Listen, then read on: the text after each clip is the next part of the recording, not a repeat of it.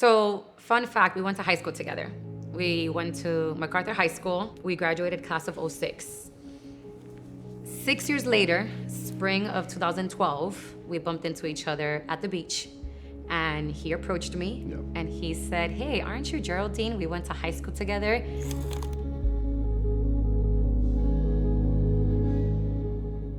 We ended up getting married in February 2017. If I could be honest, 6 months after we got married, we ended up getting separated. A lot had happened.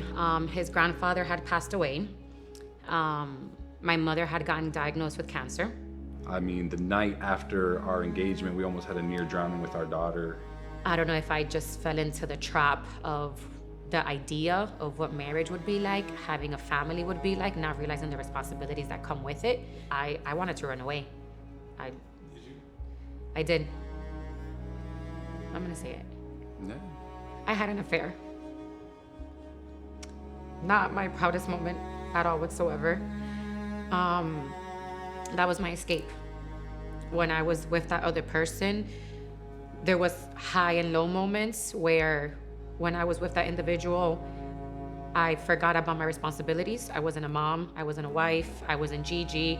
I was in another world doing whatever the heck I wanted without anybody telling me anything.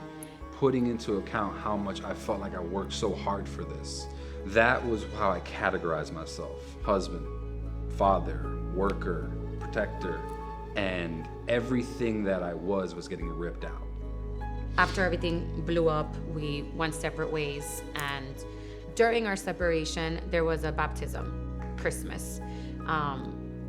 He actually had the girls that holiday. I was by myself. I came to service in the morning and I decided to get baptized. I went to the beach, got baptized by myself. And for me, that was my turning point where I'm gonna fight for my family. So after multiple conversations, we sat, we talked, we argued, we cried. We decided to commit to the consistency.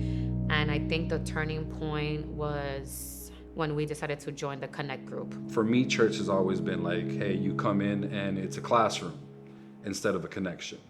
At that time, I realized, reflecting on the back, she can leave me at any moment in time.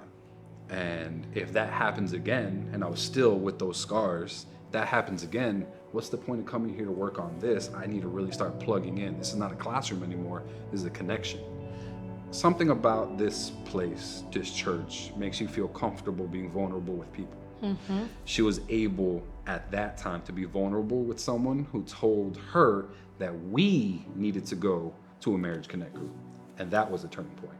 Driving here, we were talking and we had you asked us 2 years ago, 3 years ago, if we would have had the honor, the opportunity to be giving our marriage testimony like we are now, we would have laughed at each other because there was just no way.